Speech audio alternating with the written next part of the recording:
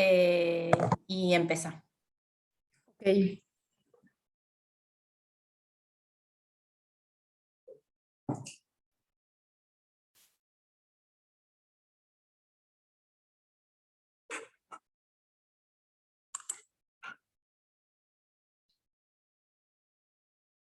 Muy buenas tardes a todos. Bienvenidos a esta segunda edición de la Semana de Economía Verde. Es un evento, un espacio de diálogo organizado por el Banco Central del Paraguay, el Ministerio de Hacienda, con el apoyo del Banco Mundial. Un saludo muy especial a los que nos están siguiendo por las páginas de Facebook del Banco Central, del Ministerio de Hacienda y las demás redes que hoy estamos poniendo a disposición. En este quinto y último día de la Semana de la Economía Verde, hoy vamos a conversar sobre ciudades sostenibles, un tema que realmente es muy importante en este contexto de pandemia, en este contexto también donde estamos viendo importantes desafíos en el proceso de desarrollo del sector urbano y también, si bien nuestra coyuntura hoy presenta un terreno fértil para impulsar un desarrollo urbano que responda a los distintos desafíos de nuestras ciudades, creo que espacios como este son estrictamente importantes para fortalecer las políticas que estamos impulsando en Paraguay. Así que sin más palabras, en primer lugar también un saludo muy especial a todas las autoridades presentes, al ministro de Hacienda, Matilde Bordón, la representante del Banco Mundial, al intendente, al señor Oscar Rodríguez, a quien también aprovecho para cederle la palabra al señor intendente, que va a dar unas palabras de apertura. Adelante, intendente. Muchísimas gracias. Muy buenas tardes para todos los presentes. En primer lugar, quiero aprovechar para felicitar a cada uno de los organizadores por este seminario realmente importante, interesante para todos los actores involucrados.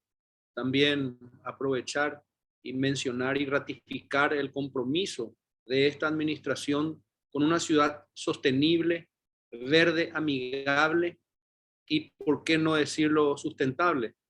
En ese sentido, también quiero felicitar a las autoridades del Ministerio de Obras Públicas, el Ministerio de Urbanismo y Vivienda y al Banco Mundial por el proyecto Resiliencia Urbana de la Franja Costera de Asunción, que hoy está culminando también la misión, así como también manifestar que desde la Municipalidad de Asunción estamos formando un nuevo equipo con gente conocida y capacitada ya por muchos de los presentes, manifestar también, así como celebrar la incorporación del arquitecto Fernando Duarte Callizo, un joven comprometido que lo conocen.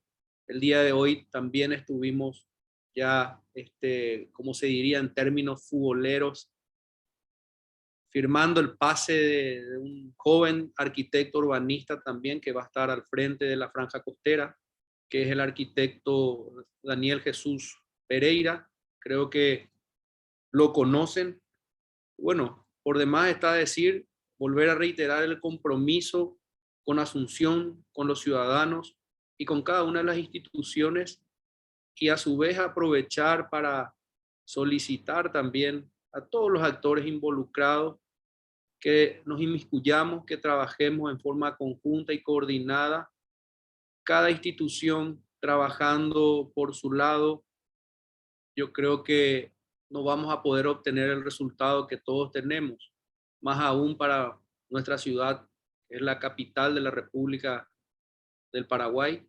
Es por ello que celebro este tipo de acontecimientos, este tipo de actividades que se viene desarrollando. Y sin más palabras, para no quitar mucho tiempo, quiero ceder la palabra a nuestro director del Centro Histórico de Asunción, el arquitecto Fernando Duarte Callizo, sin antes volver a reiterar las felicitaciones para todos los organizadores, felicitar al Banco Mundial que viene trabajando hace rato por los proyectos que sean en beneficio de Asunción y de los ciudadanos, y volver a agradecer también a la persona del presidente del Banco Mundial, la querida Matilde. Como decía hace rato, esta semana tuvimos una semana bastante ajetreada, al cual el día de hoy hemos culminado, creo yo, me corregirá la querida Matilde, de forma positiva, y fue una semana fructífera, y ojalá que como culminamos esta semana de forma fructífera, vengan más y más semanas fructíferas para Asunción y los asuncenos. Muchísimas gracias, feliz fin de semana, aprovecho, que Dios bendiga a cada uno de nosotros, y quiero ceder la palabra al arquitecto Fernando Duarte Callizo. Muchísimas gracias, muy buenas tardes. Muchas gracias, Intendente. Es un placer en realidad estar esta tarde con ustedes. Y bueno, un gusto también estar sumándome al equipo de la Intendencia de la Municipalidad de Asunción para contribuir a esta enorme tarea que tenemos realmente de transformar nuestra ciudad en una ciudad sostenible. Pero bueno, súper confiado de que, como dijo el Intendente, se está armando un equipazo para volver esta misión realidad. Así que bueno, con mucho entusiasmo también de trabajar articuladamente con todos los actores, que con muchos acá estuvimos ya en conversaciones justamente esta semana, así que con mucho entusiasmo. Carmen, yo no sé si vamos nomás con la presentación, ministra, o cómo estaba en el orden de la agenda. Muchas gracias, director. Gracias por tus palabras también, y al intendente, por supuesto. Quiero iniciar el espacio técnico de debate invitando también a Horacio Terraza. Horacio es especialista del Banco Mundial, especialista urbano senior, para conversar sobre el proyecto Franja Costera de Asunción, inclusión en espacios públicos y sostenibilidad. Adelante, Horacio. Muchísimas gracias. Espero me están escuchando porque salió un cartel que... ¿Me están escuchando? Perfecto. Te escuchamos. Entonces, muchísimas gracias. Voy a pasar, y buenas tardes a todos, voy a pasar directamente a la presentación. Si me esperan un minutito mientras la abro. Ahí está. La están viendo todos, ¿no? Bueno, esta presentación, si bien es sobre el proyecto específico de la Franja Costera de Asunción, y sobre la trayectoria de este proyecto, también tiene que ver un poco con la visión y los desafíos que vemos para las ciudades en general y cómo Asunción encaja en esta dinámica global, ¿no? Entonces déjenme contarles un poco, hacerles un poco de introducción. No podemos comenzar hablando de ciudades verdaderamente sin hablar de cómo el COVID se ha convertido en una amenaza sin precedentes verdaderamente para las ciudades y para las comunidades del mundo en general. Cómo esto ha empujado a 100 millones de personas más hacia la pobreza. Cada vez que se hace un cálculo son más las personas que han sido empujadas a la extrema pobreza, y cómo esto de alguna manera ha llevado para atrás el proceso de salida de la pobreza de muchísima población en distintas partes del mundo, ¿no? Y durante la pandemia yo creo que tomamos conciencia y hubo muchísimas medidas que se tomaron, como el hecho del distanciamiento social, como el encierro en las casas, pero la pregunta que nos hacemos es ¿cómo podemos hacer esto con estos 1.000 millones de personas en el mundo que viven en barrios vulnerables como como la gran mayoría de nuestras ciudades? Y cómo pedir que verdaderamente puedan disfrutar del espacio público de alguna manera y con distanciamiento, cuando esta es la realidad del espacio público, ¿no? Estas son las calles, es el espacio público de estos lugares, es el espacio de encuentro con los vecinos, y es el único que tienen. Y cuando sabemos que este lugar, la decisión de venir a vivir a estos barrios, es verdaderamente un balance, ¿no?, entre la oportunidad económica y la habitabilidad. A mí me gusta mucho lo que dice Edward Glaeser, este economista de Harvard, que verdaderamente las personas que deciden venir del interior del país o de otro país para venir a vivir en esos asentamientos informales y toman esa decisión, lo hacen porque están convencidos que es la posibilidad de una mejora económica, es mejor que el lugar en donde están. entonces están dispuestas a hacer este sacrificio de bajar su calidad de vida con una posibilidad a futuro cercana de mejora. Y lo mismo, como decíamos, nos recordó brutalmente, ¿no? Los temas de exclusión y pobreza de nuestras ciudades que vivimos a diario. Ahora, para todos aquellos que estamos muy preocupados por la pandemia, yo creo que no estamos mirando para atrás y ver el verdadero problema que se viene, que es el cambio climático. Y que va a ser mucho mayor y mucho más prolongado en el tiempo que la pandemia. Si esto nos pareció terrible, el cambio climático va a ser mucho más difícil. Entonces, el gran desafío para mí urbano, para las ciudades en general, tiene que ver en cómo planificar nuestras ciudades para poder absorber nuevos shocks, para poder adaptarse. Y para mí hay 3 shocks clave que se vienen a futuro. Uno tiene que ver con las lecciones aprendidas de esta pandemia, la preparación para nuevas pandemias, el cambio climático y el cambio demográfico. Y déjenme muy brevemente explicarles por qué. Primero, con el tema de la pandemia, yo creo que el desafío es tenemos que focalizarnos en intervenir en los asentamientos informales y terminar con este fenómeno. Organizar programas de largo plazo, que sean políticas de Estado. Yo sé que se dice y es muy difícil hacerlo, pero verdaderamente necesitamos en algún momento comenzar, y necesitamos hacerlo de manera integral. Y les muestro esta foto. Este es el proyecto de Barrio 31 en Buenos Aires, que estuvimos trabajando los últimos 4 años, y esta es la transformación del barrio, ¿no? En donde la participación de los distintos actores y las intervenciones ha sido multisectorial. Acá se ha mejorado no solo la infraestructura básica, sino que se construyeron viviendas nuevas, se mejoraron las viviendas que estaban, se construyó un edificio icónico como el Ministerio de Educación de la ciudad en el medio del asentamiento informal. Se llevó transporte público, movilidad sustentable con las bicicletas. Lo que se quiere es incorporar a este barrio al resto de la ciudad de Buenos Aires y transformarla darle la misma calidad de vida que tiene el resto de la ciudad. Entonces yo creo que este debería ser nuestro objetivo en la mayoría de los asentamientos informales. Y con el espacio público es volver a pensar, a poner al ser humano al centro de la ciudad, al centro del diseño urbano. Y como vemos, este es un ejemplo clásico en la ciudad de Seúl, Shengon-shen, en donde vemos que la situación de extrema pobreza que tenía este arroyo en los años 60, como en los años 80, como en todas partes, se pensaba que la solución fue taparlo y construir una autopista encima, y cómo hoy se levantó la autopista y se abrió nuevamente el arroyo y se creó un espacio público para que la gente lo pueda volver a disfrutar. Esta es la dinámica que vemos en todas partes del mundo y es la que sin lugar a duda tenemos que seguir. Ahora, con el cambio climático, yo creo que el gran desafío es la adaptación. Tenemos que pensar en el uso transitorio de los espacios y de la infraestructura urbana y la utilización de infraestructura verde y gris como una mezcla, un híbrido entre las dos. Y déjenme decirles por qué. Yo creo que más como mi formación de base de ingeniero, me encantan estos proyectos como las barreras, como la barrera del Támesis o de Venecia, pero todos sabemos que estos son soluciones transitorias, que verdaderamente con el cambio climático estamos siempre al borde de que estas barreras no sirvan más.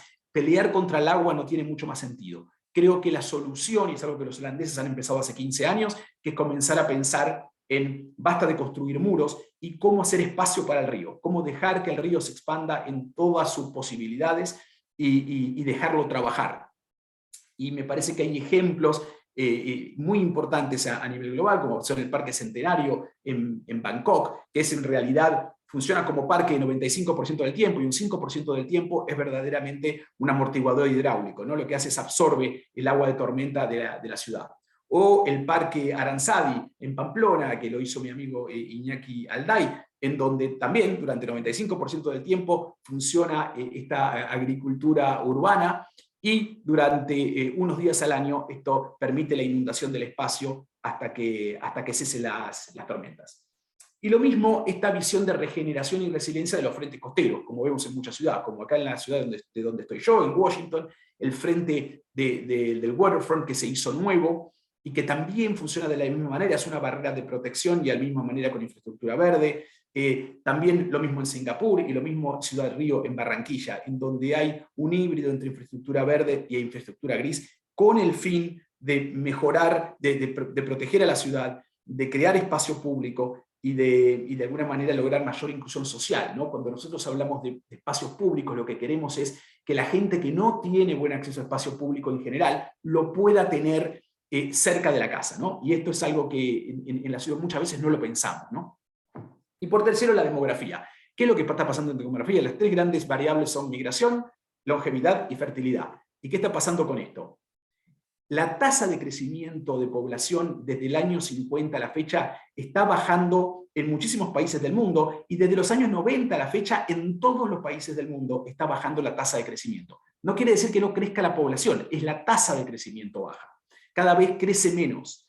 Y este va a ser un fenómeno que nos va a enfrentar a dos realidades distintas en las ciudades, y ahora les quiero hablar de eso. Y el otro fenómeno es la longevidad. Cada vez vivimos más. Desde los años 50 hasta acá hemos ganado más de 2 décadas de vida en expectativa de vida. Por lo tanto, esto también ayuda a que haya más población. Pero cada vez la famosa pirámide que habíamos conocido cuando estudiamos demografía se ha transformado en una especie de barrilete, donde la mayor parte de la población está entre los 30 y los 50 años, pero tenemos una gran parte de la población arriba de los 65, que crece año a año el porcentaje de la población. Así que cuando pensamos a futuro con estas imágenes de juventud, verdaderamente no son realistas. A futuro la imagen es que vamos a tener muchísimos adultos mayores y que van a cambiar la dinámica de cómo funcionan las ciudades. Y también esta visión malthusiana que tenemos de que la población sigue creciendo y sigue creciendo, hacia el año 2050 vamos a tener 2.5 billones más de pobladores urbanos. Ahora, ¿esto se va a dar en todo el mundo? No. La gran mayoría de esta población, el crecimiento se va a dar en África y en el sur de Asia. Nada más. En el resto va a haber algunas ciudades que crezcan, pero la gran mayoría de las ciudades van a mantener su población estable o van a comenzar a decrecer. Llegando a extremos como el que conocemos como en Detroit, ¿no? Este es un caso icónico. En 1950 tenía casi 2 millones de pobladores, hoy tiene 700.000 habitantes. Y en donde a 3 cuadras del centro tenemos todos estos edificios destruidos, que han debido ser demolidos, haciendo agricultura urbana. Esto es un extremo, pero vemos situaciones similares en Japón, vemos situaciones similares en Europa del Este.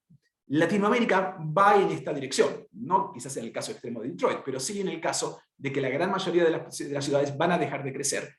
Y tenemos que pensar qué hacer con la infraestructura. Este es el gran punto. Necesitamos para los próximos 30 años mucha infraestructura que proveer y vivienda, pero sabiendo que a partir de ese momento el crecimiento se detiene. Entonces tenemos que pensar acá, por ejemplo, la densificación y el uso eficiente de la infraestructura existente se vuelve mucho más importante. No gastar más plata en extender las redes, sino en utilizar eficientemente las que tenemos, y densificar, utilizar los terrenos que no son utilizables en este momento, como Asunción, que tiene muchos de estos.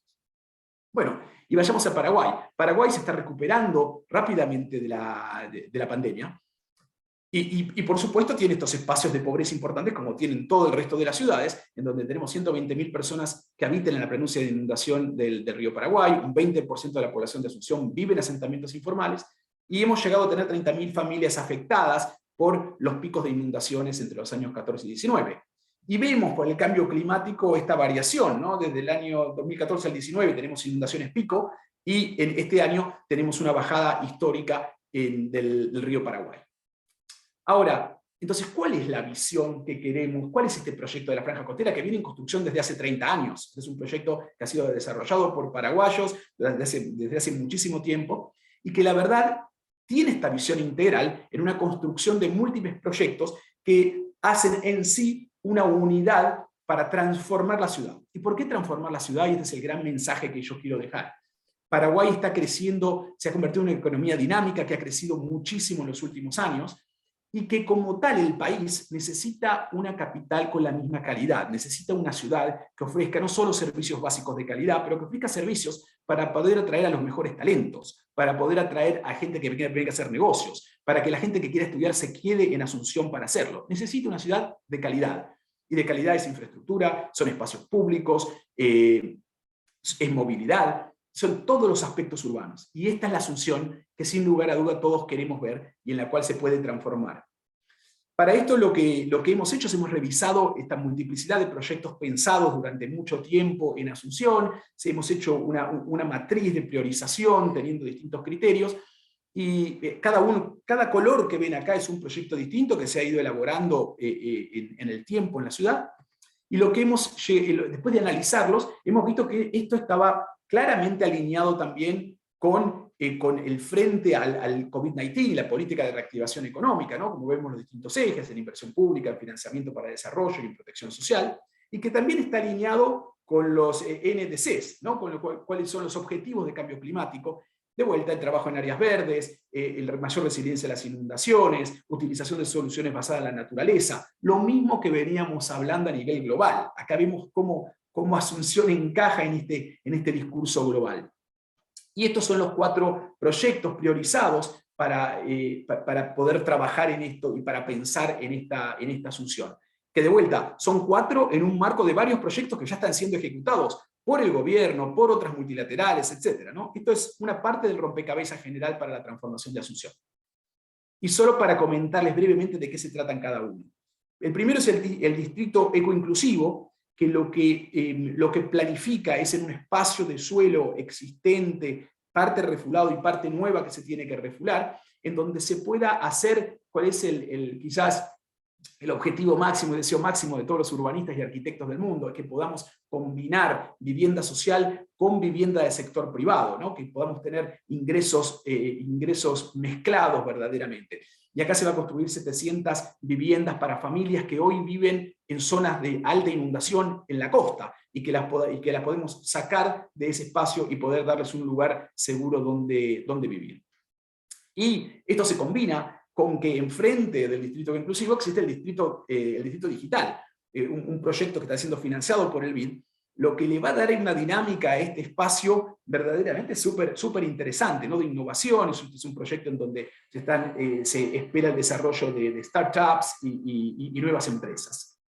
El segundo proyecto es el Parque Caballero, que es un parque icónico que representa lo que fue Asunción en su momento, y lo que espera es ponerlo, este proyecto lo que quiere es ponerlo en valor nuevamente. Hay varias ideas que se han tenido, combinando la parte alta y baja, y básicamente se espera la renovación del parque, crear nuevos espacios para gastronomía, crear huertas urbanas, ferias agroecológicas, espacios comunitarios para el trabajo. Hay varias ideas, hay muchísimas ideas de distintos grupos para este parque, pero creemos que en esta unidad que estamos pensando, es una parte fundamental.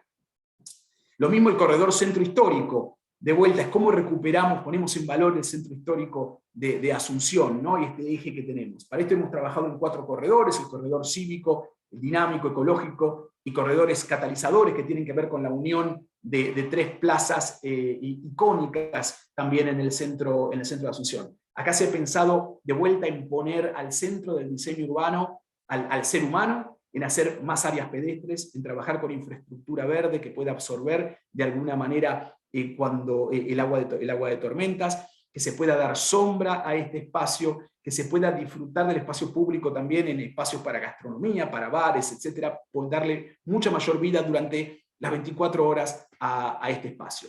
Y por último, el Banco San Miguel, que este sí es el gran amortiguador hidráulico de la ciudad, y lo que se busca es proteger este espacio natural, nuevamente ponerlo en valor, de manera que no pueda ser intrusado, y que se le dé espacio nuevamente a las tradiciones, a las actividades tradicionales que se venían realizando en este espacio, ¿no?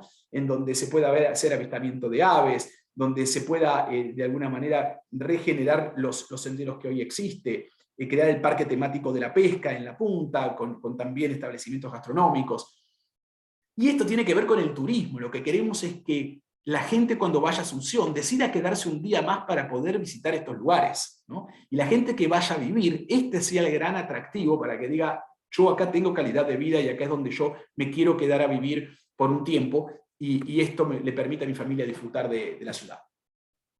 Y por último, todo esto en un marco de la resiliencia social, ¿no? Este proyecto, si me guardaría, estaría basado en la creación de un mecanismo de gestión social, que de hecho ya ha estado trabajando en este diseño preliminar. Se ha creado también espacios para diseño participativo, y que se van a crear muchos más para los subproyectos que lo incluyen. Un centro de desarrollo económico local. Lo que queremos es dar oportunidad para que la población pueda de alguna manera tener acceso a capital para desarrollarse, para mejorar sus actividades y emprendimientos. Y lo mismo, apoyo económico para organizaciones comunitarias y pymes. Esto va a traer grandes impactos, y bueno, no voy a pasar por todos estos, pero trae 3.200 nuevos empleos directos, más de 20.000 empleos indirectos, más de 20.000 beneficiarios directos, más 300.000 personas que entran y acceden al área central todos los días en Asunción. No voy a pasar al resto, pero de vuelta, el impacto de esto sería verdaderamente notable, me parece. Y todo esto con una gobernanza de arreglos institucionales con los que se han venido trabajando, en donde pueda haber un órgano de coordinación formado por esta mesa interinstitucional, donde se sientan todos los ministerios que tienen que ver verdaderamente con el tema, y donde también haya el espacio para la sociedad civil que pueda participar en el diseño del mismo, ¿no? Así que voy a parar acá, les agradezco muchísimo este espacio y verdaderamente nosotros creemos en esta capacidad transformacional que tiene este proyecto y que pueda crear una nueva Asunción. Muchas gracias a todos. Muchas gracias, Horacio, por la presentación. Antes de ceder la palabra al siguiente expositor, quiero recordar a los que nos están siguiendo y a los que quieran enviar preguntas a los expositores, pueden hacerlo y pueden dejarlo en nuestras redes sociales. Quiero dar la bienvenida a Leonardo Cano Rubiano. Él es especialista en transporte urbano del Banco Mundial. Adelante, Leonardo.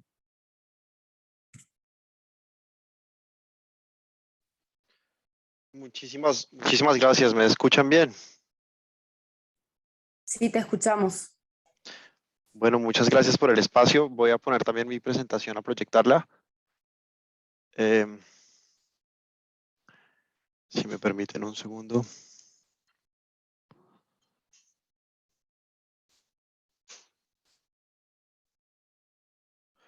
Listo, creo que ya la están viendo.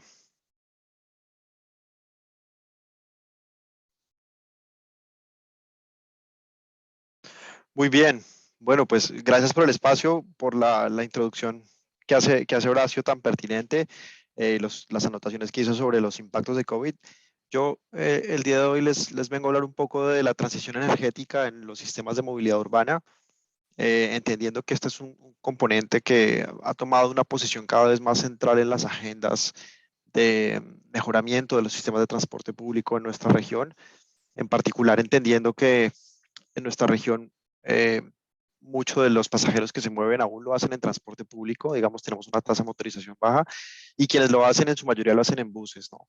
Si bien en la región hay ciudades que han hecho esfuerzos muy importantes por construir e implementar sistemas férreos pesados que son eléctricos y que por su definición tienen una componente de emisión muy baja, aún hay una gran cantidad de la población que se mueve en transporte público, que se mueve en buses. Y es por eso que nuestra región es una zona fértil y muy interesante para estudiar, para observar cuáles son esas condiciones técnicas, legales y de financiamiento que nos crean ese marco que habilita la apropiada transición energética hacia tecnologías más limpias. Entonces, básicamente empiezo con eso, ¿no? Digamos, muchas veces uno tiende a ver el resultado final y tiende a ver las flotas de buses eléctricos que salen en las ciudades y tiende a ver que pues esto tiene un impacto muy positivo en la calidad de vida de las personas, reducimos emisiones, reducimos ruido, se mejoran temas de operación, de accidentalidad, de calidad, y esto, digamos, tiene un impacto muy positivo. Lo hemos visto en Santiago, lo hemos visto en Bogotá, lo hemos visto en Ciudad de México. Pero detrás de eso, y es donde quiero hacer énfasis, hay todo un programa de planeación y todo un programa, digamos, de estructuración que es el que permite crear ese marco habilitante. Y algunos de esos temas los vengo a discutir acá y los vengo a mostrar a raíz de un trabajo que desde el banco hemos venido acompañando en la región, en Santiago de Chile, en las ciudades colombianas, en México, ahora empezando en Brasil, de donde han salido algunas reflexiones interesantes que creo importantes compartir acá para los tomadores de decisiones y para quienes estamos, digamos, trabajando hacia la transición energética, hacia el ascenso tecnológico en la flota de transporte público de nuestras ciudades.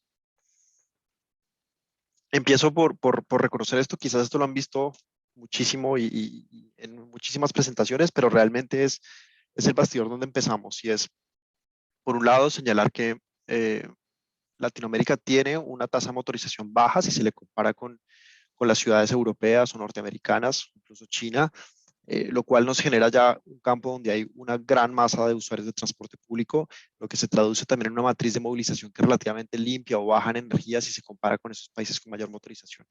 Eso es, digamos, que el capital que tenemos positivo y el lugar positivo donde empezamos. Sin embargo, también vemos que la motorización está aumentando más rápido incluso que en los países europeos o norteamericanos, y asimismo tenemos una amenaza de crecimiento de la motorización que a su vez trae un decrecimiento en la partición modal, en la participación del transporte público en las ciudades. Y esto es muy importante porque hemos visto en muchos ejemplos que a medida que crece la motorización, que más gente compra, y no solamente autos, sino también motocicletas, son usuarios que se pierden de transporte público y que difícilmente se vuelven a ganar. Entonces, en esta gráfica que tengo acá a la derecha, abajo, podemos ver la evolución que ha tenido en las últimas 2 décadas ciudades como Santiago, Montevideo, Río, Belo Horizonte, donde realmente se observa que se ha perdido participación de transporte público. Acá, digamos, la parte verde es transporte motorizado, y se ha cedido ese espacio frente a los usuarios de transporte público. Así que eso es una señal de alerta y es un motivo por el cual Latinoamérica está en una situación donde es importante priorizar el desarrollo de transporte público, es importante mantener la calidad y mejorar la calidad para que los usuarios se mantengan en este, digamos, modo eficiente, bajo consumo de energía. Y si bien la motorización es inevitable a medida que hay desarrollo económico, pues no liguemos motorización con intensidad de uso. Es decir, no porque compro un carro, tengo acceso a una moto, quiere decir que voy a hacer todos mis viajes hacia el trabajo y del trabajo en esta, sino que tal vez lo voy a usar para el fin de semana, para hacer, digamos, vueltas de comprar cosas y demás, pero los viajes, digamos, básicos diarios que hacemos todos los días de desplazamiento, se puedan seguir haciendo en transporte público, no porque estoy obligado, no porque no me permiten usar el vehículo, sino porque sigue siendo competitivo en términos de tiempo y costo, que es lo que vemos que sucede en las ciudades donde ha habido una gran apuesta por transporte público, donde hay unas redes potentes, digamos, que permiten esta accesibilidad a una estación muy cerca, que permiten un confort en viajes, que permiten unos tiempos de viaje relativamente competitivos. Lo otro que viene en este contexto es la pandemia. Y Horacio también lo mencionaba, pero en el transporte ha sido igual. Esta gráfica que traigo acá básicamente nos muestra un rastreador de uso de estaciones de transporte público antes de la pandemia y en el semestre después, donde vemos que hubo una caída estrepitosa. Acá vemos Argentina, Brasil, Chile, Colombia, México y Perú. No puse la de Paraguay, y realmente pues es devastador. Ha habido una caída en el uso de transporte público entre el 40 y el 60%. Y si bien hay una recuperación, hay más personas que están saliendo, hay menos cuarentenas, menos toques de queda, menos medidas de restricción a la movilidad, como mencionaba Horacio, sí vemos lamentablemente que la reactivación económica va quizás a una tasa un poco más rápida o veloz de la reactivación del transporte público. Hay cambios en los patrones de uso del transporte, hay quienes por motivos, digamos, de su tipo de trabajo, pueden trabajar ahora algún tiempo desde la casa, hay quienes han buscado un vehículo, hay quienes han optado por utilizar una bicicleta y eso ha perjudicado el volumen de pasajeros en transporte público. Esto es bueno desde el punto de vista de algunos pasajeros que sienten que va menos lleno su autobús o su camión ahora, pero en una visión macro global, pues sí trae un impacto directo a las finanzas de los sistemas de transporte público y ese impacto a su vez pues es el que genera algunas restricciones o cambios en la priorización o en la capacidad para realizar inversiones. ¿Y qué inversiones son importantes acá? Pues las que venimos hablando, ¿no? La transición energética, la renovación de flota, la electrificación. Es decir, que esta caída en usuarios de transporte público en muchas ciudades ha puesto a los tomadores de decisiones a repensar o a reprogramar esas inversiones que tenían planteadas. Y eso es muy importante porque pone en un momento, digamos, histórico a las ciudades en apostarle a mejorar el transporte público, pero en una situación de crisis financiera que es bastante impactante. Ya entrando un poco más a hablar de por qué los buses, y con esto empecé, digamos, esta gráfica acá nos muestra básicamente costo versus capacidad, ¿no? Entonces vemos los sistemas de ferrocarril urbano, de metro urbano, que son de muy alta capacidad, también son de muy alto costo, costos por encima de los 80 millones de dólares del kilómetro, y bajando en esas categorías vamos viendo sistemas más ligeros, ¿no? El sistema ferro a nivel, el tren ligero, los tranvías, y ya digamos en las zonas de menor costo y menor capacidad, BRT y los buses. ¿Qué pasa? El transporte masivo y de alta capacidad ya viene desarrollándose con tecnologías eléctricas y ya tiene algunos beneficios ambientales por su uso, por su capacidad, por su eficiencia que son interesantes. Sin embargo, como me referí al principio, creo que este es el caso de Asunción y muchas ciudades latinoamericanas, lo que uno quisiera ver que fuera una matriz jerarquizada donde hay más red de transporte urbano electrificada de alta capacidad y menos usuarios, digamos, en los modos más capilares o de menor capacidad, pues sucede al revés. Las ciudades colombianas son un ejemplo, muchas ciudades incluso en Brasil, Perú, tienden a tener una participación de los buses mucho más alta que de riel. Y es por eso que es importante hacer ese enfoque en buscar cómo electrificar esta parte que ponemos de combustión, que si bien es de menor capacidad, por su diseño, por su capilaridad y accesibilidad, tiende a tener un impacto muy alto en el total de emisiones que tenemos en las ciudades, tanto de gases de efecto invernadero, que son los que contribuyen al cambio climático, como los contaminantes locales, que son los que nos generan las enfermedades respiratorias, la polución urbana, el smog, y todo este tipo de problemas locales. Ahí están los óxidos de nitrógeno, los monóxidos de carbono, ozonos, etcétera, que son realmente esos contaminantes que también generan muchos problemas a nivel local y que requieren, digamos, de una política específica de calidad de aire en las ciudades. Entonces es por esa reflexión que vemos que es importante enfocarnos en cómo revisar esos sistemas de combustión que tienen mucha utilidad y que tienen mucho por recorrer en materia de acceso tecnológico. Haciendo un poco zoom in a Colombia y entrando a ver qué hay en Colombia. Este es el panorama que les acabo de describir. En Colombia solamente hay una ciudad que tiene un sistema de ferrocarril urbano, Medellín, y las demás ciudades tienen sistemas de transporte público modernos y relativamente eficientes, pero 100% basado en buses, a excepción de algunas que han desarrollado sistemas alimentadores en teleférico o cable. Y de ese global de transporte público urbano basado en buses, más de la mitad sigue siendo sistemas que llamamos de legacy o informales, es decir, que no han pasado un proceso de modernización, de formalización, sino que siguen siendo operados en lo que muchos en la región conocemos como hombre bus o hombre camión, y es decir, lo conocemos muchísimo, el colectivo, donde hay un dueño o dos dueños por autobús, operan con cierto nivel de informalidad, no tienen seguridad social, no tienen contratos, demás, y generan esta situación que conocemos en la región, donde hay, pues, digamos, dificultades de exceso de oferta, de congestión, de mal nivel de servicio, de situaciones de accidentalidad, de muertes y lesionados urbanos que realmente nos traen un costo social bastante alto. Si bien la tarifa del transporte público puede verse relativamente baja, y podemos ver que es un sistema accesible desde el punto de vista financiero, el costo para la sociedad de mantener estos sistemas es muy alto. Y asimismo la amenaza o la dificultad para electrificarlos o para llevarlos a una transición energética. Es mucho más fácil pensar que voy a reemplazar un sistema de concesión moderno que tiene una vida útil, una expiración, unas condiciones financieras, por una nueva concesión que permite atraer una nueva tecnología y atraer inversionistas que pongan tecnología, a pensar en todo un proceso ya más social de, digamos, de negociación con usuarios independientes, con dueños independientes de buses y llevar cada uno de ellos a crear un programa de acceso a crédito, a financiamiento que permita electrificar. Así que hay un reto muy importante, no solamente en el sistema de buses general, sino en aquellos sectores que todavía tienen altos componentes de informalidad, donde hay que desarrollar programas mucho más detallados y con un componente social más importante para poder apoyar esa electrificación. En Colombia, entrando al ejemplo, hay básicamente un programa nacional de transporte urbano que ha apoyado la implementación de sistemas tipo BRT en ciudades de más de 600.000 habitantes. A momento operan 7 BRTs en el país, con una movilización diaria de pasajeros de alrededor de 6-7 millones de pasajeros, depende de cuándo se cuente, y con una flota de buses de más o menos 15.000 buses. El 90% de ellos con una vida menor a 10 años, con tecnologías de emisión Euro 4 superior, y que han traído unos impactos socioeconómicos importantes que han sido medidos en evaluaciones ex post en materia de reducción de emisiones, de reducción de muertes y heridos en tráfico, de reducción de costos de operación del sistema de transporte y de reducción en tiempos de viaje. Los usuarios perciben un beneficio real y es que tienen más tiempo disponible para sus actividades y pierden menos tiempos en el transporte. Y es en estos sistemas donde Colombia también se ha enfocado en buscar esa nueva generación de flota, esa nueva generación de vehículos que permita crear y atraer, digamos, una nueva situación de reducción de emisiones y unos beneficios ambientales con estos compromisos que se han ido generando a partir de París y a partir de COP26, donde realmente hay unas metas ambiciosas en reducir el componente de emisiones que genera el sector transporte en los países. ¿Qué hemos visto? Hay un marco habilitador detrás de esta electrificación.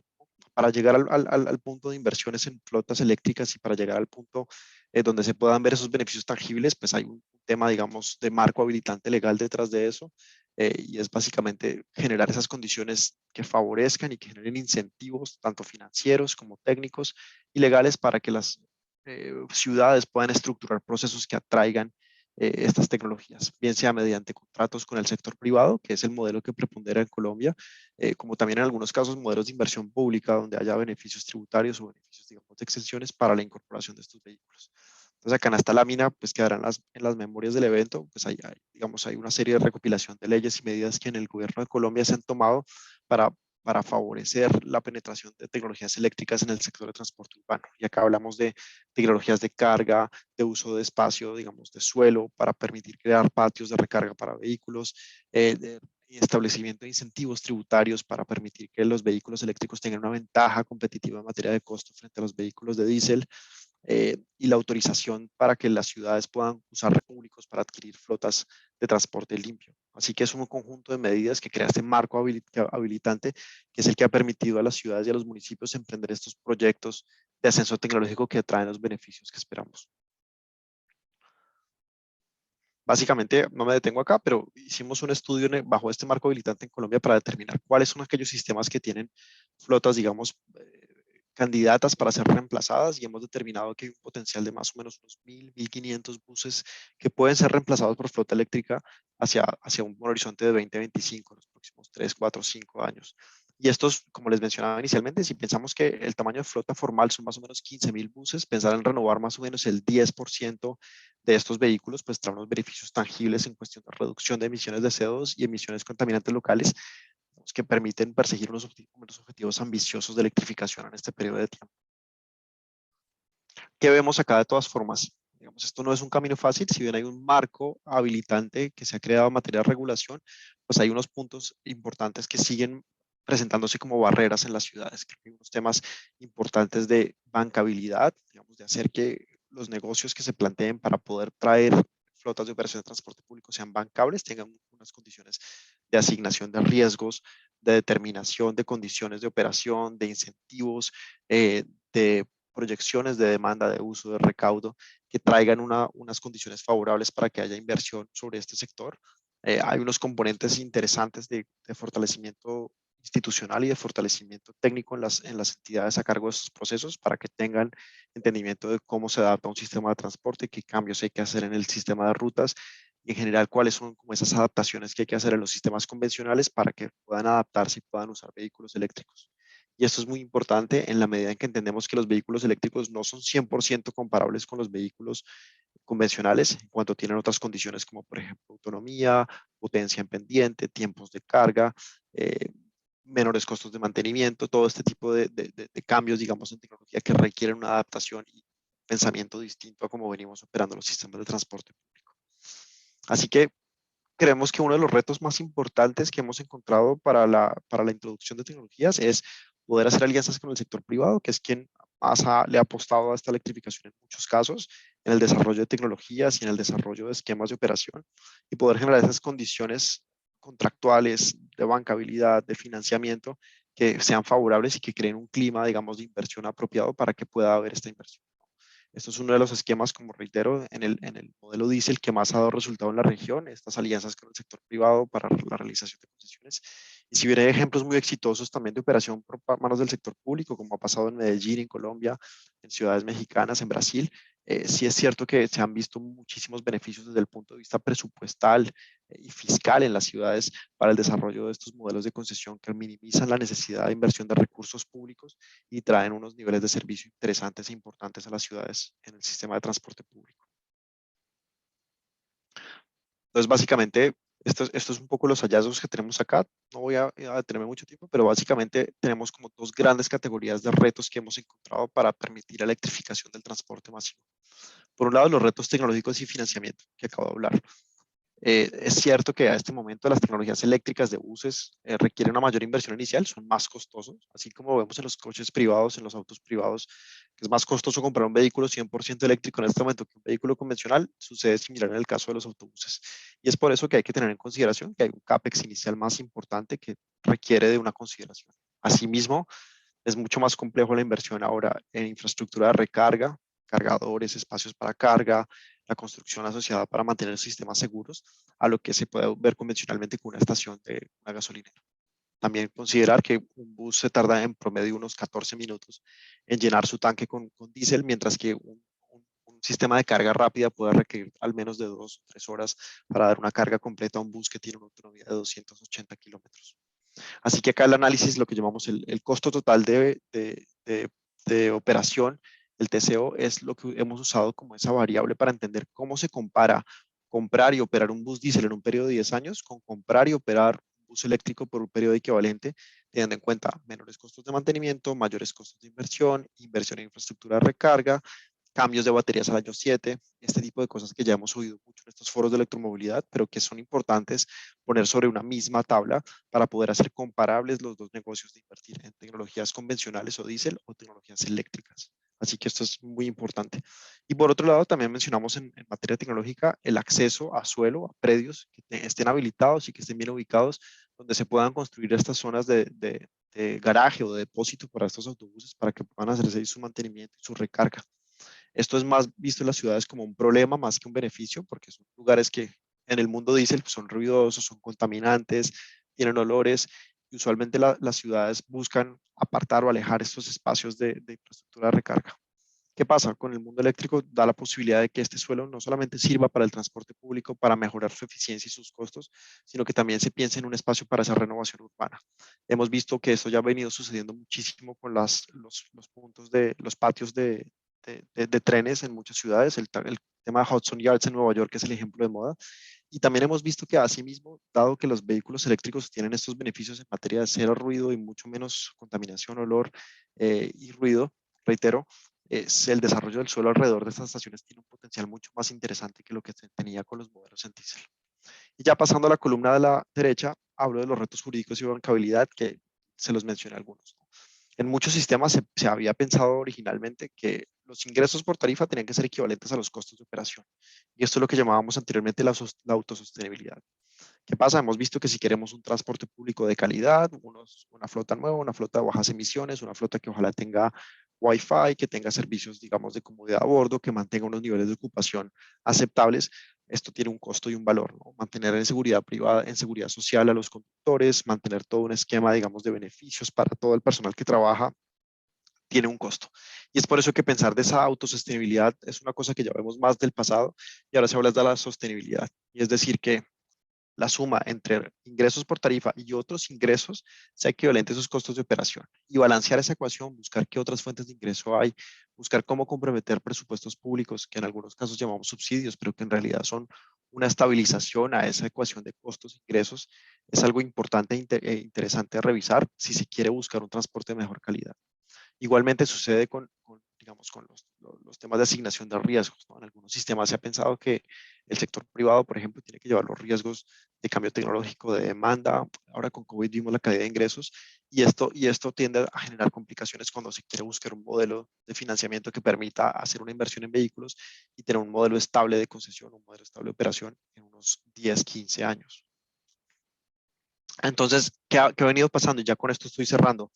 Nos hemos dado cuenta en varias ciudades, creo que Santiago fue de las primeras en ver esto, en Colombia se está haciendo ahora, que un mecanismo atractivo para poder atraer esta inversión en flotas eléctricas y para poder pensar en modelos distintos de asignación de riesgo que permitan atraer la inversión privada y mantener un nivel de servicio alto, es la segregación de la provisión y la operación de flota.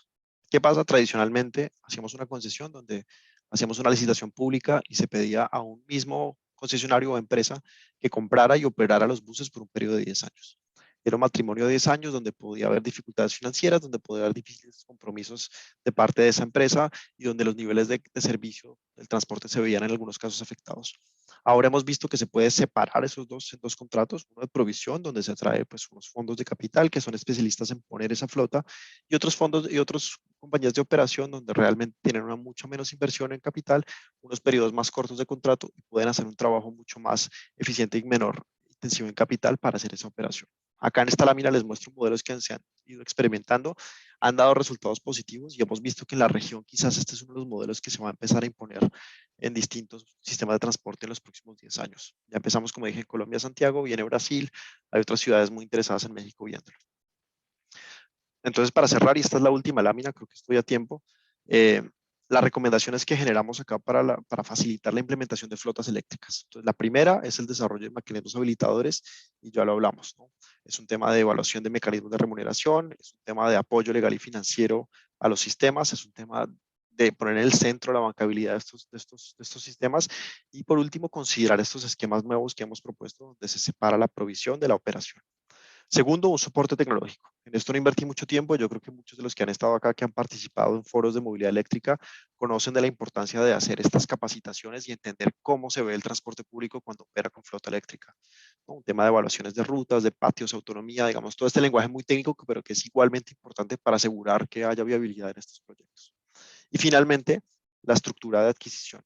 Es un poco lo que hemos visto ahora, que hay más intención de que el sector público busque formas innovativas de inyectar recursos en el CAPEX, de inyectar recursos para descargar esas tarifas y de crear un ambiente que favorezca, que minimice estos costos de operación y permita equilibrar un poco esos ingresos y esos gastos con algunas fuentes de recursos públicos. Así que con eso cierro, dejo esas reflexiones acá. Creo que es muy importante lo que está pasando en nuestra región y Latinoamérica siendo pionero en la modernización del sistema de transporte público, esta mirada que estamos viendo hacia electrificación. Creemos que acá está gran parte de la solución en la decarbonización del transporte hacia adelante y creemos que las ciudades que ya han hecho un esfuerzo importante por formalizar y modernizar el transporte público están en una situación importante de capacidad para emprender estos procesos de ascenso tecnológico. Muchas gracias. Muchas gracias, Leonardo, por compartir esta presentación respecto a estas experiencias exitosas de transición energética en el transporte público. Por último, quisiera ceder la palabra a Fernando Duarte. Fernando Duarte es director del Centro Histórico de Asunción. Él nos va a compartir su experiencia y también nos va a hablar sobre los desafíos y las oportunidades que tenemos en este tema de ciudades sostenibles. Adelante, Fernando. Muchas gracias, ministra. De vuelta a saludar a todos y todas. Y bueno, compartir un poquito lo que hoy, o sea, hoy me está tocando enfrentar, que es la dirección del Centro Histórico de la ciudad de Asunción. En estos días muchos me preguntaron qué es lo que es y qué es lo que abarca el Centro Histórico, ¿verdad? Quizás muchas personas no saben el área exacta, ¿verdad? El Centro Histórico de Asunción es un área de 300 hectáreas, que de ellas 180 son lo que se considera el núcleo central, el área central, el área nuclear. Y más o menos está comprendido entre el río y la avenida Aedo, y hacia la derecha la avenida Brasil, ¿verdad? Y hacia la izquierda Don Bosco, que es paralela a Colón.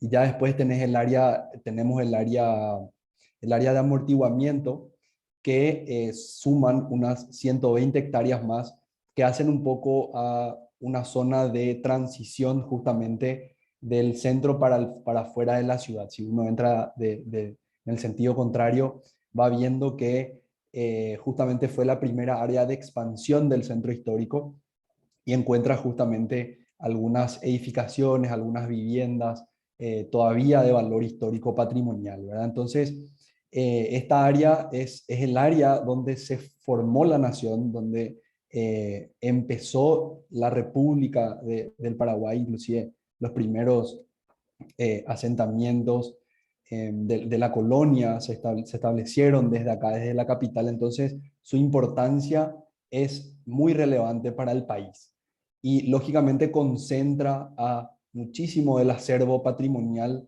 y obviamente es escenario de los acontecimientos políticos, no solo por contener a las sedes principales de gobierno, sino también por siendo a la vez el escenario para las manifestaciones políticas también, ¿verdad? Y el tema social, que no deja de ser un tema central para nuestro centro histórico, de muchísima conflictividad de alguna manera, porque es un territorio bastante complejo. Un dato no menor es que en esta área viven 22.000 personas. Eso nos da una cantidad de habitantes por hectárea de 77 habitantes aproximadamente. Quizás en esta época de pandemia tengamos un poco menos. Muchas personas han vuelto a sus ciudades de origen, entonces esos datos quizás no están tan actualizados. Pero la particularidad, si bien esta densidad habitacional es un poco alta en relación al resto de la ciudad, al resto de la ciudad de Asunción, la particularidad es que casi la mitad, o sea, es decir, 10.000 personas viven en el barrio Ricardo Bruada. Y este barrio es el barrio que contiene a la Chacarita, así como a otros microterritorios como el Pelo Pincho, el Chacarita Inundable. Muchos de estos sectores, zonas o asentamientos o territorios sociales son los que Horacio anteriormente mencionaba como parte del proyecto denominado Proyecto Integral. Entonces, realmente, como para dar un contexto, esa es la situación de nuestro centro histórico. Quiere decir que la realidad social es un tema muy importante a tener en cuenta.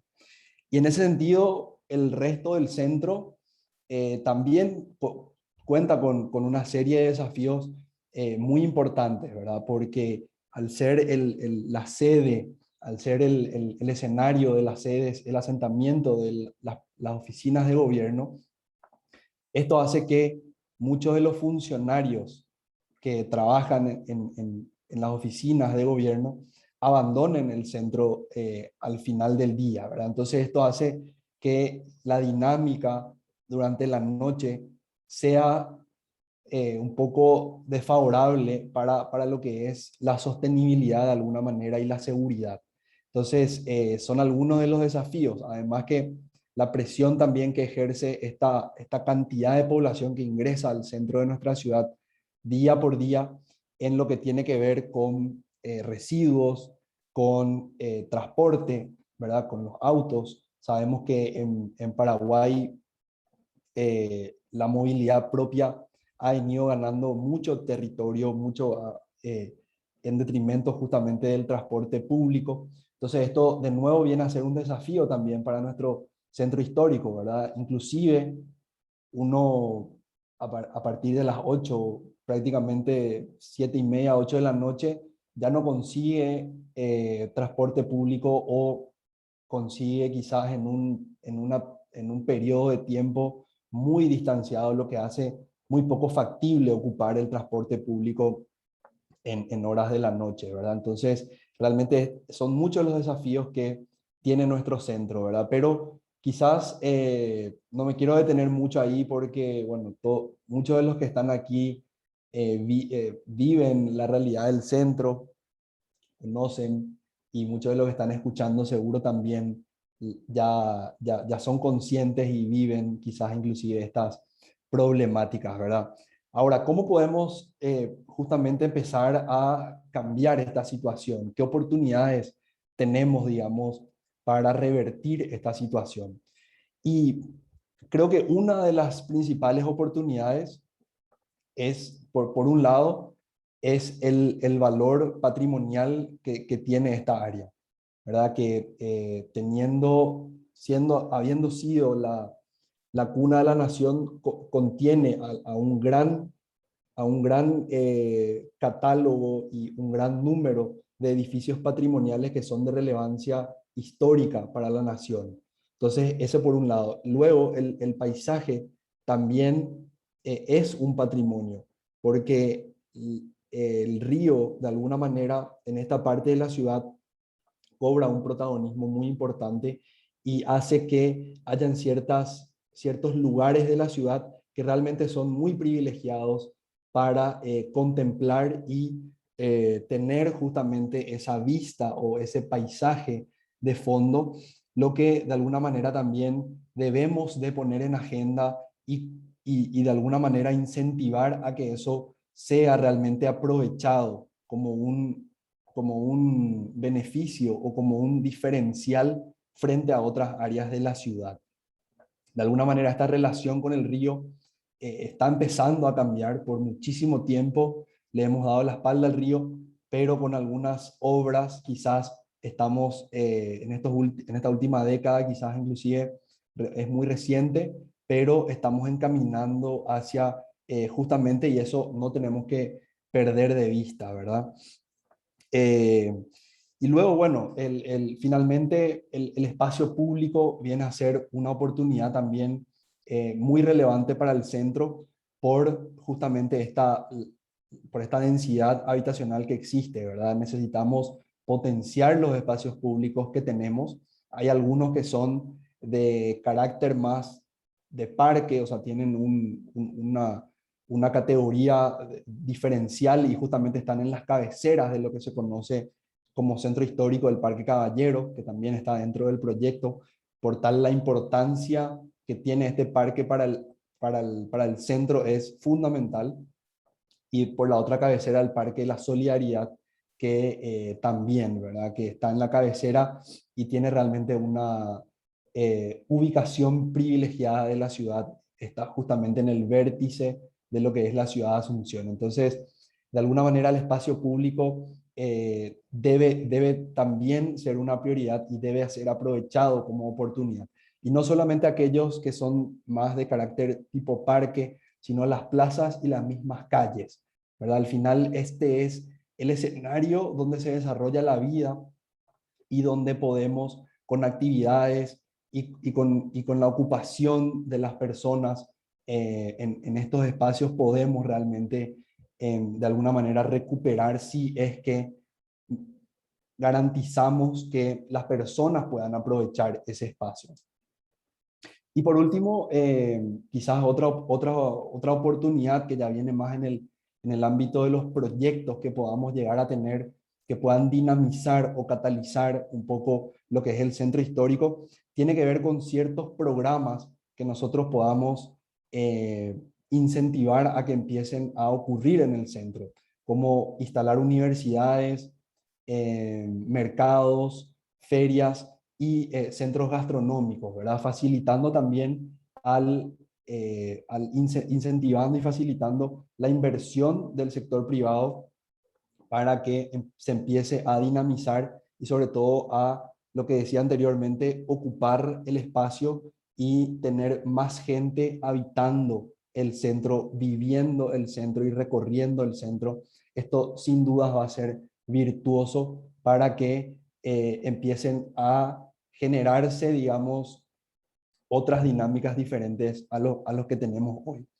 Y finalmente, quisiera decir que si nosotros lográsemos revertir esta situación a partir de proyectos integrales, de proyectos que integren justamente estos componentes social, ambiental, y que justamente piensen en cómo hacer esa integración social y urbana de los barrios más vulnerables que hoy tenemos en nuestro centro histórico, podemos justamente lograr de alguna manera inclusive exitosa lograr el cumplimiento de los objetivos de desarrollo sostenible, porque de alguna manera aquí se concentran, es un epicentro de varios desafíos o varios de estas problemáticas que hoy conocemos como los objetivos de desarrollo sostenible. Entonces, tenemos la oportunidad justamente de catalizar el logro de varios objetivos y varias metas, a su vez, de los famosos ODS,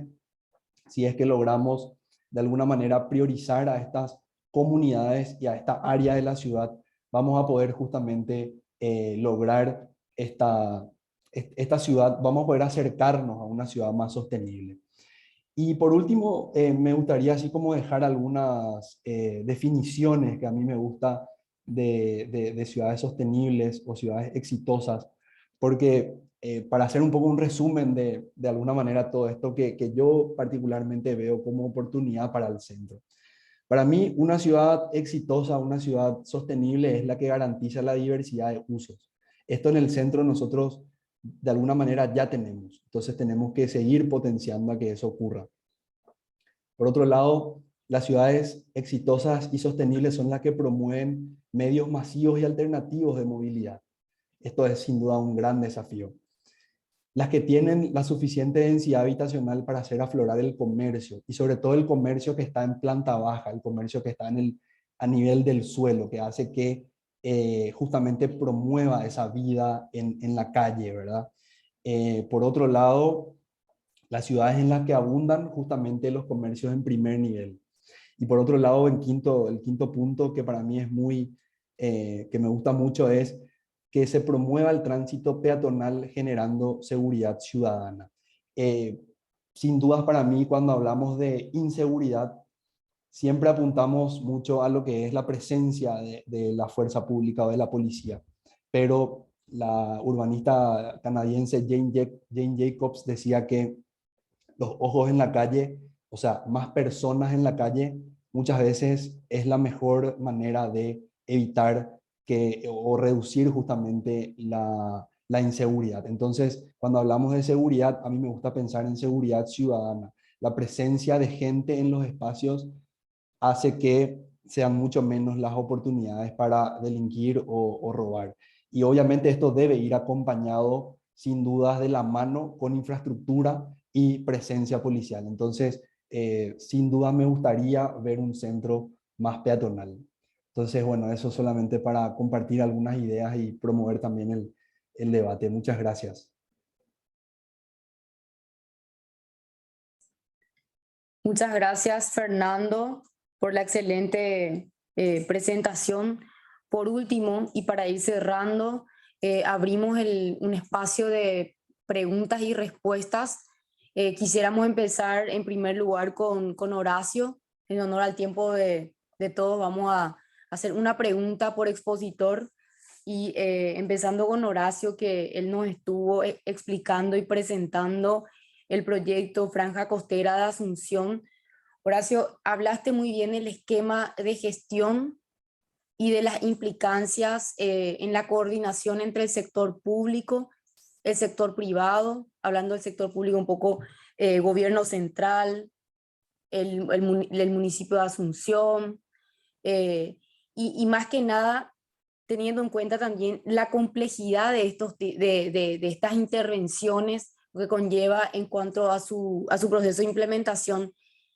¿Cuál es la experiencia que hemos visto en otros países en esta materia? Es decir, en cuanto a la coordinación y en cuanto a la gestión de estos proyectos. ¿Cuáles podrían ser esas experiencias más exitosas y qué nos recomendás a la hora de arrancar con este proyecto, que es, en primer lugar, decir que es un proyecto prioritario y que claramente tiene un alto impacto también para Asunción? Sí, claro, Carmen. Mira, hay ejemplos verdaderamente que... Perdón, está... Ok. Hay ejemplos diferentes, ¿no? En esto, y la verdad que no se puede hacer, no se puede decir que todos han seguido la misma trayectoria. Yo creo que tenemos ejemplos muy exitosos, como puede ser, qué sé yo, que vecino de ustedes, como ser Puerto Madero en Buenos Aires, que ha sido un modelo de participación público-privada que ha sido muy exitoso como desarrollo del espacio. Y lo mismo podemos citar otros proyectos en la zona, como puede ser el proyecto en la ciudad de Santa Fe o el proyecto en la ciudad de Rosario, donde sin lugar a dudas el Estado ha tomado un rol, el Estado ya sea provincial o el Estado municipal, dependiendo en cada uno de los arreglos, ha tomado un rol fundamental en este acuerdo. Sin lugar a dudas estos acuerdos son siempre complejos, porque, ¿y por qué digo de municipal, provincial y nacional? Por ejemplo, en muchos de estos lugares el suelo del puerto pertenecía al gobierno nacional. Y estos suelos tenían que ser cedidos al gobierno municipal o al gobierno provincial, que era el dueño. Y después había un proceso de negociación con los privados, que eran dueños de ex terrenos del área. Entonces, todos estos requirieron una suerte de acuerdo previo entre el Estado y el privado, ¿no? Para poder acordar y llegar a un acuerdo de cómo se iba a manejar y cuál era el plan a futuro en este sentido. Por ejemplo, Rosario fue alguien que incluyó para los desarrolladores que tenía que haber vivienda social incluida en el diseño de los proyectos. Y esta era una condición que había. Algunos lo cumplieron, otros no. Hubo acuerdos específicos con el municipio. Y lo mismo si vamos quizás a los proyectos más icónicos, si vamos a Bilbao o si vamos a Lisboa mismo, donde hubo acuerdos muy importantes entre el gobierno de la ciudad y los privados para el desarrollo del espacio, para el desarrollo del centro histórico mismo, como en el caso de Lisboa, o para el desarrollo de lo que eran los terrenos industriales en el caso de Bilbao. Todos estos requieren de una ingeniería y de un acuerdo entre los dos. Yo creo que parte del proyecto que se está proponiendo tiene que incluir, sin lugar a dudas, una herramienta de gestión y una autoridad para que pueda pensar esto a futuro y que pueda darle a los espacios que se vayan sumando, no solo las intervenciones puntuales de este proyecto, sino a futuro, para que se pueda pensar en una unidad de cómo trabajar con el sector privado. Pero sin lugar a dudas tiene que ser hecho a medida, ¿no? Muchas gracias, Horacio. Gracias por la respuesta. La siguiente pregunta que nos gustaría plantear es a Leonardo. Recordemos que Leonardo nos hizo una presentación respecto a experiencias exitosas de transición energética en el transporte público. Leonardo nos dejaba el mensaje de la importancia de facilitar la implementación de flotas eléctricas, también en esta línea de avanzar hacia sistemas energéticos más eficientes y sostenibles. Leonardo, la pregunta que tenemos, vos hablabas mucho de la necesidad de que los países implementen incentivos y en cierta medida también faciliten este camino de aumentar la implementación de flotas eléctricas. Y creo que también hoy estamos en un, quizás decirlo, plantearlo de una manera, decirlo que es un reto que nos deja la pandemia por el impacto también que tiene en el transporte público. Entonces hay un espacio importante ahí para generar esos cambios y empezar a discutir esos regímenes de incentivos. Entonces, la pregunta es, ¿de qué clase de incentivos están implementando los países y también cuál ha sido el impacto de estos esquemas de incentivos? Excelente, maestra Marín, muchas gracias.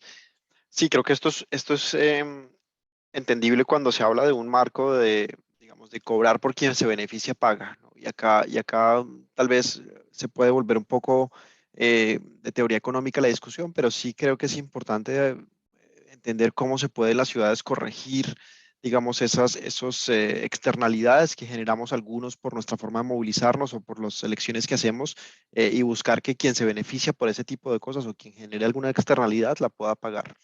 En muchos casos se ha visto, digamos, un impuesto muy básico que es el de los combustibles y el impuesto al combustible, pues digamos, es un impuesto progresivo a la medida entre que más combustible consumes o tienes un vehículo de mayor cilindrada, pues se tiende a pagar más. También se han distinguido impuestos cuando es por gasolina o por diésel o gas natural.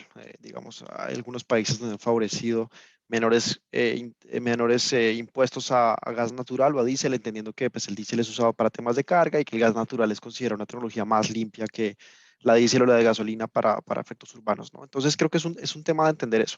Por otro lado, pues está, digamos, muchas ciudades están hablando de los cobros por parqueo en vía, cobros por congestión o en algunos casos, digamos, cobros por contaminación, donde se busca generar un impuesto o un cargo no por tener un vehículo, sino por la intensidad de uso, ¿no? Es decir, que entre más lo use, más se me cobre. Y ahí vemos pues que en el primer mundo ya dan casos exitosos como en Milán, como en Gotemburgo, como en Singapur, el mismo Nueva York que está experimentando con eso, pero también en nuestras ciudades empezamos a ver temas, digamos, de restricciones a la circulación, que son casos, digamos, como más de imposiciones de no uso, pero también de formas en que se pueda pagar por esas restricciones y de esa forma aportar algo a las ciudades, ¿no? Y por otro lado tenemos pues ya temas un poco más progresivos digamos, de generar esos incentivos, bien sea por zonas de circulación o en algunos casos en ciudades donde se opta completamente por digamos, por peatonalizar zonas y hacer, digamos, zonas mucho más accesibles y mucho más dispuestas en términos de distribución de espacio público para modos más eficientes. Es otra forma también de generar incentivos. Así que yo creo que para no alargar la respuesta, se trata un poco de entender cómo podemos cobrar por lo quien se beneficia paga en materia de impuestos, tributos, digamos, cobros por externalidades y poder buscar que eso sirva para fondear las actividades más eficientes o más energéticamente óptimas que podemos hacer, en este caso el transporte público. Entonces, muy rápidamente uno puede pensar que impuestos de gasolina, impuestos al parqueo en vía o impuestos para la circulación de los vehículos particulares pueden destinarse a cubrir parte de esos costos de operación del transporte público, parte de la infraestructura o incluso el mantenimiento de esta infraestructura de transporte público que muchas veces suele ser olvidado. Y de esa forma, haciendo como este esquema de subsidios cruzados, entre comillas, se puede otorgar unos recursos importantes al transporte público, haciendo algo de justicia para que no se piense que la única fuente de financiamiento y de fondeo del transporte sea la tarifa que pagan los usuarios, que en nuestra región suelen ser pues quienes están, digamos, en el sector, digamos, económico más vulnerable o de menores ingresos, ¿no? Entonces esto es muy importante entender que no solamente se tiene que pensar en el usuario como fuente de recursos. Muchas gracias. Muchas gracias, Leonardo. Por último, veo una pregunta en el chat para Fernando. La pregunta es la siguiente. En el Centro Histórico de Asunción, ¿cómo se incorpora la conservación del patrimonio cultural, arquitectónico en cuanto a gestión y financiamiento de los edificios patrimoniales? También hay otra consulta que dice, ¿cómo se vincula el Centro Histórico con la franja costera? Genial, genial. Voy a empezar con la primera y creo que la segunda va un poquito más para Horacio en el marco del proyecto presentado, pero bueno, quizás podamos compartir inclusive alguna que otra visión. Con respecto a la conservación del patrimonio en cuanto a los privados, tenemos una ordenanza recientemente promulgada de la Junta Municipal de septiembre, que ya en el mes pasado, en estas últimas semanas, se estuvo operativizando también en el Ejecutivo, que justamente trata de la exoneración de tributos y tasas, perdón, tributos y tasas para edificios catalogados como patrimonio histórico. Esta ordenanza de alguna manera viene a ser una mejora a lo que era la anterior ordenanza y que incluye justamente una manera muy concreta de evaluar la situación, el estado de los edificios patrimoniales. Entonces, con un equipo de técnicos de la municipalidad se puede hacer esa gestión y si por ejemplo, si una vivienda tiene un estado muy bueno de conservación, esta puede llegar inclusive a tener un 100% de exoneración de sus tributos y tasas. Y bueno, en esa tabla hay de vuelta una serie de condiciones y criterios que se tienen en cuenta como para justamente promover que los propietarios empiecen a conservar y mantener sus edificaciones en este sentido. Pero esto va más hacia lo tradicional, ¿verdad? Yo creo que quizás sería un sueño poder ir un paso más allá y tener algún mecanismo quizás de captura de plusvalía para estos propietarios. Quizás podría ser muy factible implementar un instrumento, un mecanismo como por ejemplo la transferencia de derechos, eh, de que entonces los desarrolladores inmobiliarios puedan comprar esa cartera y construir un piso más en alguna parte de la ciudad y el propietario del terreno catalogado como patrimonio va a poder ser beneficiado, digamos, por la tenencia de ese terreno y va a poder seguir operando como él quisiera y no va a verse obligado, como en muchos casos pasa, a rematar su vivienda porque ya no la puede mantener o directamente en otros casos que inclusive no la quiere catalogar como patrimonio porque entra un régimen, digamos, de no innovación muy importante, ¿verdad? Entonces, sería muy interesante pensar también en estos mecanismos más innovadores que en otros países vecinos de la región ya tenemos experiencias muy interesantes. Entonces, me quedo por ahí. Muchas gracias, Fernando. Y finalmente, para ir cerrando, un especial agradecimiento a todos nuestros expositores, también a las autoridades y a todas las personas que nos están acompañando, que están conectados. Y para dar el cierre oficial, le quiero dar la palabra al ministro de Hacienda, Oscar Llamosas. Adelante, ministro. Carmen, antes que nada, un saludo especial para vos, para el presidente del Banco Central, José Cantero, también para el intendente de Asunción, Oscar Rodríguez, para la representante del Banco Mundial en Paraguay, Matilde Bordón, también a todas las personas que están siguiendo este evento, este cierre ya de este encuentro de esta semana, y también a todos los expositores por su participación, ¿verdad? Yo creo que ya en este cierre de esta segunda Semana Verde nos ha demostrado, ha quedado en evidencia nuevamente que los temas y el contenido presentado abarca a todos los sectores de la economía. También hemos visto que el concepto de economía verde no es ajena a nuestra conversación diaria, ni operativa también dentro de los gobiernos y también con toda la ciudadanía. Como habíamos mencionado el día lunes en la apertura de este encuentro, el objetivo de esta segunda edición de la Semana Verde era que la conversación suba un escalón más y esté enfocada en cómo podemos materializar desde todos los sectores las inversiones y soluciones basadas en la naturaleza, la mitigación y adaptación al cambio climático, coincidiendo que todas estas acciones tienen beneficios económicos y sociales directos.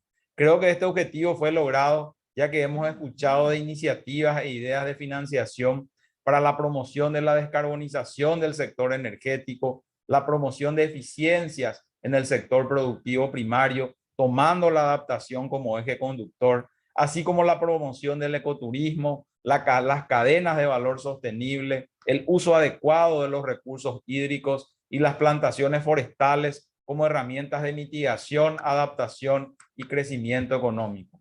Asimismo, hemos escuchado que la adaptación es el eje conductor de la política climática de Paraguay, así como de otros países de la región. Pero la adaptación se debe hacer no es solo al cambio climático, sino a las políticas climáticas globales que cada día exigen cadenas de valores sostenibles en los procesos productivos y en la economía en general.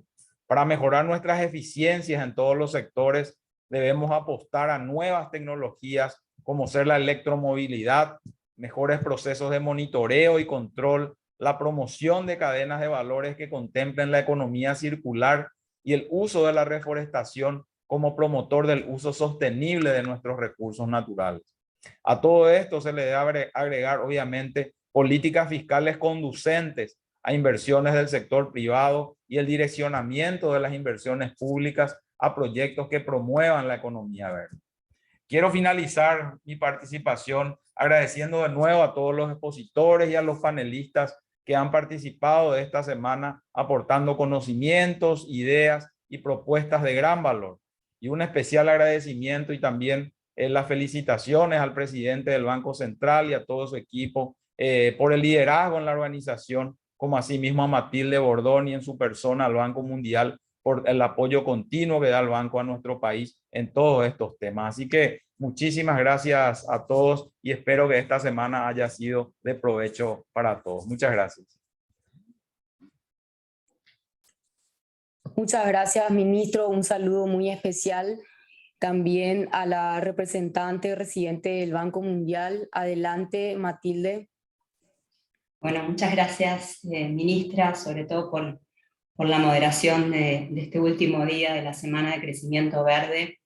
Y bueno, no quiero dar cierre a esta semana sin primero mencionar y agradecer tanto al presidente del Banco Central del Paraguay como al ministro de Hacienda por esta convocatoria. La verdad que es inédito, no se ve en todos los países que se puedan unir los líderes de mayor alto nivel, tanto del ámbito político como privado, como de la sociedad civil, a conversar de estos temas tan urgentes para el mundo, para la región y para Paraguay. La verdad que ha sido un lujo para el Banco Mundial poder haber estado acompañando esta semana en los debates, en la conversación, en hablar de los desafíos, pero también y sobre todo de las oportunidades que plantea y que tiene el Paraguay para crecer de una manera verde, inclusiva y resiliente. El primer día de esta semana hablábamos de los desafíos, cómo en la última década se observaron crecientes debilidades estructurales en los países de desarrollo. Debilidades que incluyen la deceleración de la inversión, la productividad, problemas del empleo, problemas de pobreza, sumado a una deuda creciente en muchos de los países de Latinoamérica, y la aceleración también de la destrucción del capital natural. Estas debilidades estructurales fueron agravadas por el COVID-19 y el cambio climático, y ha impactado negativamente en la pobreza y la desigualdad a nivel global, regional, en estos temas. Por eso esta crisis dual de la que hablábamos el primer día, que tiene que ver con el cambio climático y la pandemia, ha puesto aún más en evidencia la manera que realmente de interdependencia que hay entre las personas, el planeta y la economía. Y no podemos seguir pensando como siempre, y creo que en las exposiciones durante toda esta semana se habló de que es necesario cambiar los paradigmas. Por eso estas conversaciones tan importantes y fundamentales para cambiar los paradigmas, para poder realmente abordar adecuadamente estos complejos desafíos que enfrenta el mundo, que enfrenta la región y que enfrenta Paraguay, para pensar en una recuperación de la pospandemia, que se debe trabajar realmente en estas interconexiones y en las debilidades estructurales. Y reconociendo estos desafíos, se vuelve urgente, como se conversó durante toda la semana, pensar en este desarrollo verde, resiliente e inclusivo.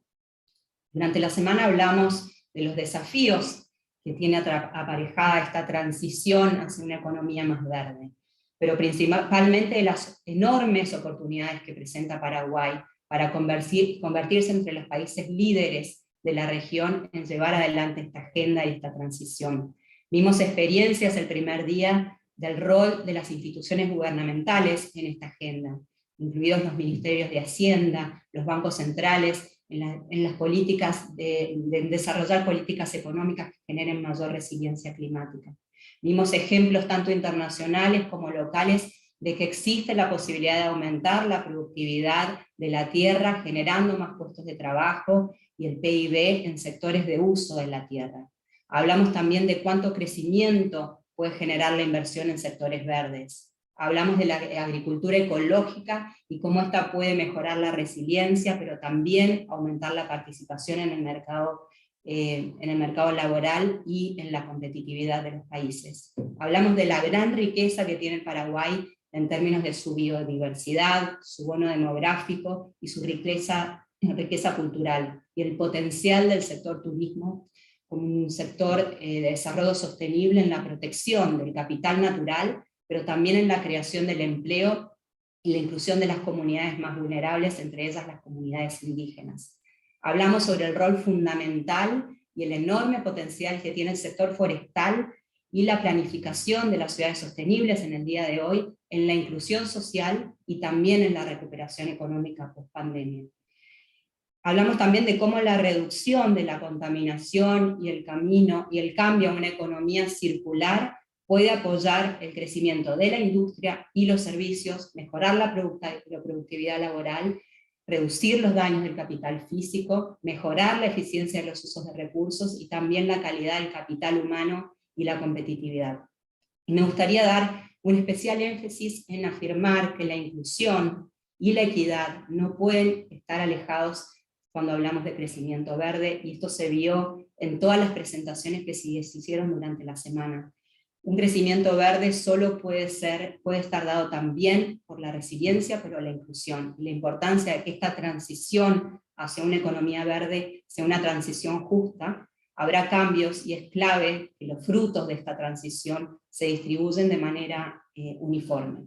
Y como mensaje final, creo que el mensaje de todas las conversaciones de esta semana han sido, bueno, la crisis que llevamos durante los últimos años, que ha sido muy dura, no solo para Paraguay, pero para todo el mundo, siempre trae oportunidades. Y Paraguay tiene la oportunidad histórica, analizando sus oportunidades, para encarar los desafíos y aprovechar estas oportunidades y ir hacia una transición verde, resiliente e inclusiva. Y desde el Banco Mundial queremos seguir acompañando al país en esta transición. Muchísimas gracias a todos y mucha suerte, y realmente muy orgullosa de esta semana, de esta conversación. Muchas gracias, Matilde. Finalmente, para ir cerrando, vamos a tener el mensaje final del presidente José Cantero. Adelante, presidente. Muchas gracias, ministra Carmen. Un saludo, reitero nuevamente el saludo al ministro Oscar Llamosa, que nos estuvo acompañando toda esta semana y a lo largo de todo este proceso también.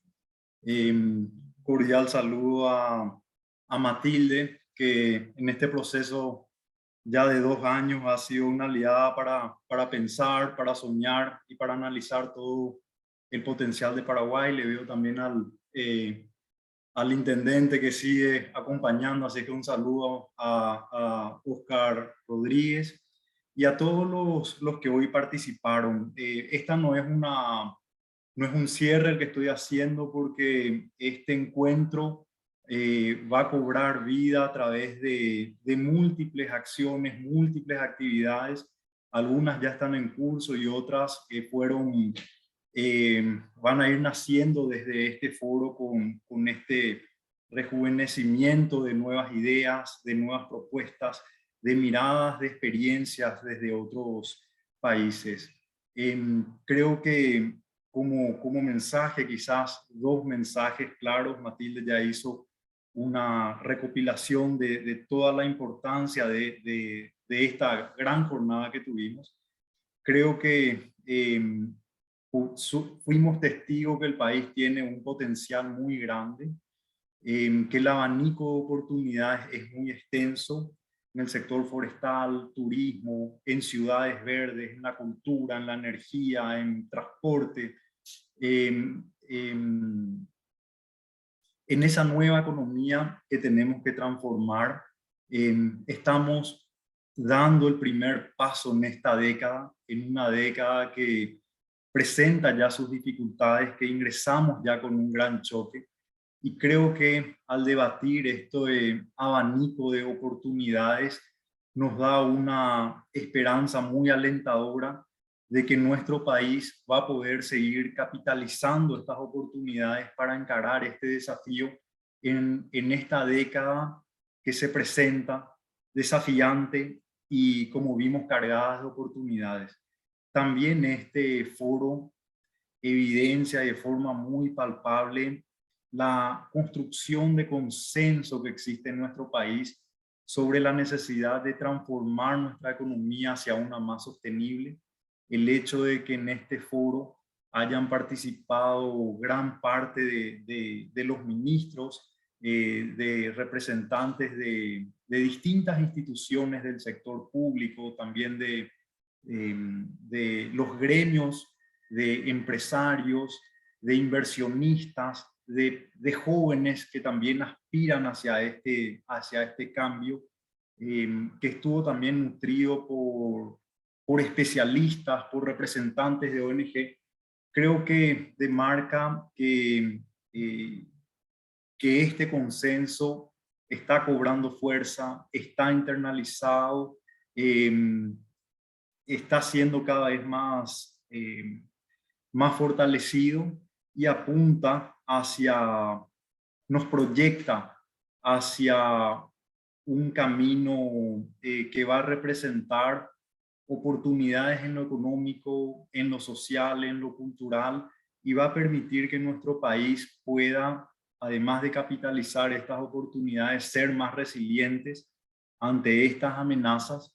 Y creo que con este encuentro, reitero, nos encuentra codo a codo en este desafío, y como esto no es el fin del foro, sino a partir de aquí inicia una nueva etapa con nuevas ideas, con nuevas propuestas, nos orientamos con mucho optimismo hacia este escenario. Así es que de mi parte, muchas gracias a todos ustedes por acompañarnos, por enriquecer con sus preguntas, con su presencia, todo este proceso que tenemos que construirlo en sociedad entre todos. Muchas gracias, muy buenas noches. Muchas gracias, presidente Cantero. Buenas noches a todos. Un saludo muy especial a todos nuestros expositores, todos los que nos están siguiendo. Gracias por acompañarnos en este evento. Finalmente, reitero lo que decía nuestra representante, una crisis siempre trae oportunidades. Paraguay tiene todas las condiciones para salir adelante y avanzar hacia este proceso de desarrollo económico verde. Muchas gracias a todos y buenas noches. Gracias. Luego, muchas gracias. Luego. Gracias, hasta luego.